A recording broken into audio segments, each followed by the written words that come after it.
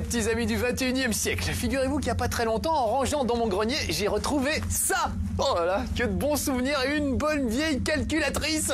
Ça nous remonte carrément au cours de maths d'antan. Et figurez-vous qu'à l'époque, il y en avait qui prétendaient qu'ils avaient la bosse des maths, mais moi, avec quelques potes, on avait plutôt la bosse du jeu. Du coup, pour nous, tout était prétexte au jeu, y compris nos bien sérieuses calculatrices des cours de maths sur lesquelles on s'amusait à taper 713, 705. Et quand on retournait l'écran, ça écrivait soleil. Mignon, non? Adorable. Alors là, j'ai dans les hormones commençant à nous travailler, on s'amusait un peu plus à taper 353, 837, 73. Et là, quand on retournait, ça écrivait...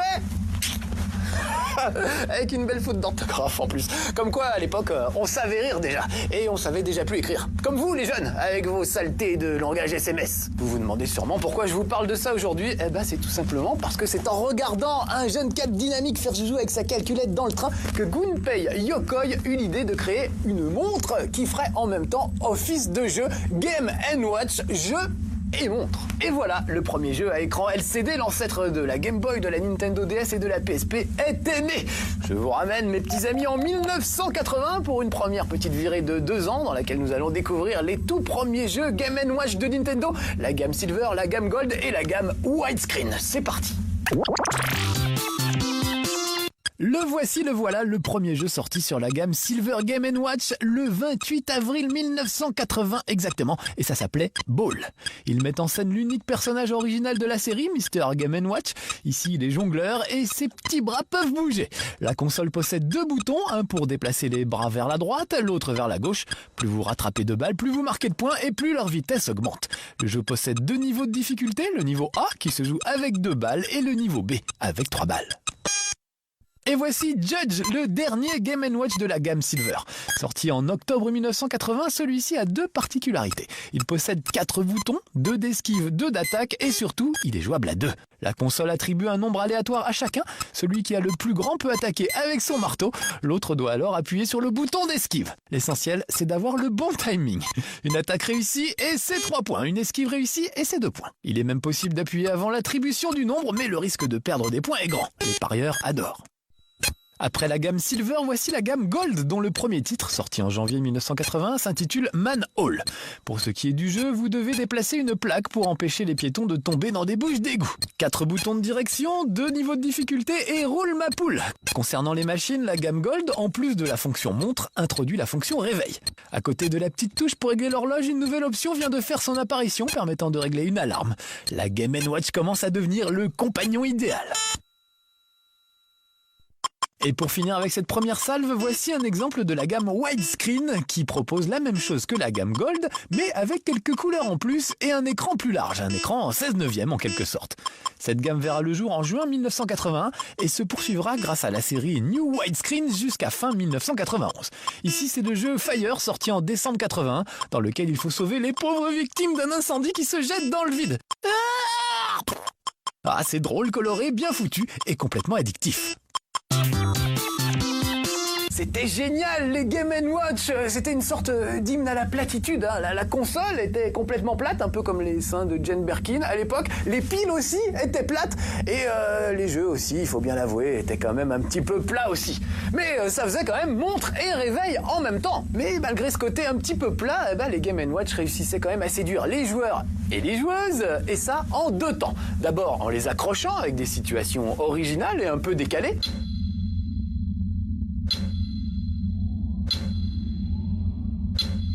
Bon là, on vient de voir le chasseur de taupes qui était rigolo, mais il y avait plein d'autres trucs sympas, comme par exemple le petit scaphandrier qui descendait sous l'eau pour récupérer des trésors en essayant d'esquiver les tentacules d'une immonde pieuvre, ou alors le cuisinier qui faisait tout sauter à la poêle et qui devait éviter que la nourriture tombe par terre, sinon le chat bouffait tout.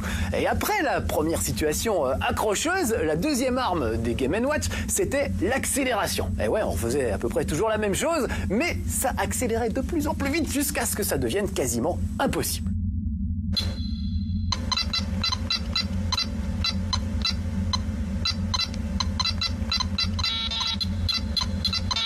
Quiconque subissait la frustration de voir un œuf se casser alors qu'on était en train de jongler avec, de voir une petite taupe en train de le narguer, ou pire, une victime d'incendie se jeter du 3e étage alors que le petit pompier n'avait pas réussi à la récupérer, eh ben cette personne-là se sentait obligée de refaire une partie. Forcément, c'était le challenge qui l'attirait, le culte du high score. Le succès était énorme et ça a été encore pire quand en 1982, Nintendo s'est mis à proposer des Game & Watch double écran comme celui-ci. Allez, je vous emmène voir le tout premier, Oil Panic, suivi évidemment du mythique Donkey Kong. Celui-là, Mario Bros, qui était un des premiers à proposer un double écran horizontal. Et pour finir, un grand jeu, pas des moindres, Zelda. L'idée géniale de rajouter un écran va donner au Game & Watch un peu plus de profondeur et va sortir les jeux de leur platitude. Et ça commence avec Oil Panic en mai 1982. Une fuite d'essence au 3e étage d'un garage risque de déclencher un incendie. Vous récupérez le précieux liquide dans un seau et devez le vider régulièrement dans celui de votre collègue complètement en panique à l'étage inférieur. Et attention, pas sur les clients qui attendent au rez-de-chaussée. Stressant, addictif, le renouveau des Game & Watch était assuré. Fait assez rare, Donkey Kong est l'adaptation de la borne d'arcade du même nom. Mario, qui n'était encore que Jumpman, devait escalader le double écran pour actionner une manette et décrocher un à un les câbles qui retenaient la poutre sur laquelle l'horrible Donkey Kong avait élu domicile. Faire tomber le singe et libérer la belle, une bien belle entreprise. Sa couleur orange, son double écran, son action plus élaborée que les autres Game & Watch, Donkey Kong est sûrement le plus célèbre et le plus connu d'entre tous, et c'est bien mérité. Plus rares, ils sont au nombre de 3, le double écran fut aussi en version horizontale. Ici nous sommes en mars 1983 en compagnie des frères Luigi à gauche et Mario à droite. Ils travaillent sur une chaîne de montage veillant à ce que les bouteilles de l'usine soient correctement emballées et chargées dans le camion de livraison. Dès que le camion quitte l'entrepôt, nos deux héros peuvent souffler un peu et ça recommence. Anticiper, toujours avoir un œil à droite et l'autre à gauche, le double écran, qu'il soit dans un sens ou dans l'autre, était accrocheur au possible. Et pour finir ce tour de piste de la série multiscreen des Game & Watch, voici le dernier, sorti en août 1989, Zelda. Côté histoire, pas de surprise, vous incarnez Link et il faut sauver la princesse Zelda des griffes de dragons, gobelins, mais aussi de squelettes et fantômes qui ont la particularité d'être indestructibles, ce qui, vous vous en doutez, n'arrange pas vos affaires. Tout se joue sur le timing, l'attaque et l'esquive. Zelda parvient à tirer le meilleur de la formule Game & Watch et avec ce jeu, le double écran tire sa révérence en toute beauté. Les gammes Silver et Gold fonctionnaient du feu de Dieu, mais les doubles écrans, eux, se vendaient carrément comme des petits pains. C'était quand même assez imposant, hein, mais ça rentrait encore dans le fond d'une poche ou dans un cartable. Et puis, en 1983, Nintendo, fort de son succès, a eu les yeux un petit peu plus gros que le ventre. Ouais, c'est moi. Tais-toi, je te dis. Tu vas faire ce que je te dis exactement. Notre team marketing, je la connais par cœur. Ce qu'ils veulent, les gars, ils en veulent une plus grosse. Et puis c'est tout. Alors tu te débrouilles, tu fais comme tu veux, mais tu me sors un truc énorme. Je veux des proportions indécentes, un truc à faire rougir les jeunes filles. Tu m'as compris? Je vais te la faire décoller, moi, la courbe des ventes. Tu vas voir ça. Ciao. Et voilà le travail. Les modèles tabletop et panorama des Game & Watch vont sortir. Seulement, regardez le bousin. C'est plus du tout portable. Du coup, l'esprit même du Game & Watch se perd un petit peu. Comment voulez-vous fourrer ça dans votre poche ou au fond de votre cartable? C'est un peu trop imposant. Alors que ça, c'est nickel. Le seul véritable inconvénient des Game & Watch, c'est qu'il ne peut y en avoir qu'un. Et oui, on peut pas changer de jeu. Un jeu égale une console, et puis c'est tout. Imaginez ce que ça donnerait avec la PlayStation 2, par exemple, et son catalogue de 1900 jeux. 1900 PlayStation 2 à stocker chez vous. Ce serait de la folie. Bon allez, histoire de pas mourir idiot, je vous emmène voir 2 des 4 jeux sorti en modèle tabletop, Donkey Kong Junior et puis Popeye. Et puis ensuite, on ira voir 2 des 6 jeux sortis au format panorama, Snoopy et Donkey Kong Circus. Ça se passe le 28 avril 1983 et on est parti. D'entrée de jeu, ce qui frappe lorsqu'on démarre la machine, c'est la musique. Et oui, les tabletops proposent désormais de la musique jusque-là inexistante sur Game & Watch. L'autre ajout de taille, ce sont les couleurs. En fait, ce sont des petites bornes d'arcade miniatures que ces tabletops. Côté histoire, après avoir vaincu Donkey Kong, Mario l'a ramené dans la jungle. Et vous voilà maintenant le fiston du primate. Et vous cherchez à libérer votre papa. C'est bien naturel. Le jeu est bien sympa, mais vraiment trop encombrant. Dommage.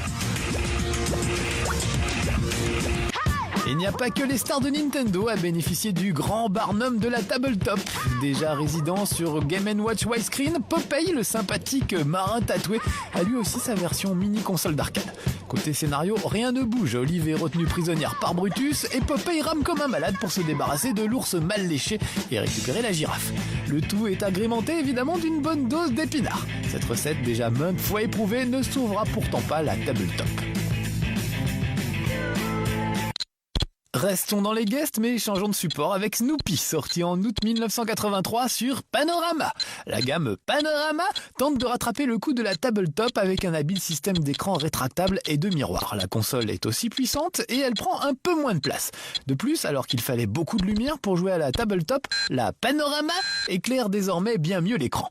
Dans ce jeu, Snoopy doit éclater des notes de musique pour éviter que celle-ci n'interrompe la sieste de ses amis. Cool. Et pour finir, voici le jeu qui clôturera en septembre 1984 la courte série des Game & Watch Panorama. Et en le regardant, on se dit que finalement, il était temps que ça s'arrête.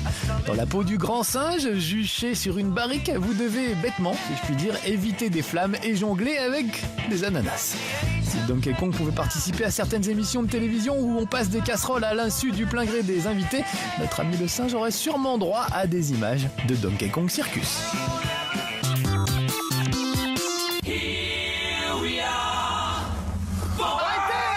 Enfin, mais qu'est-ce que vous faites? Lâchez-moi!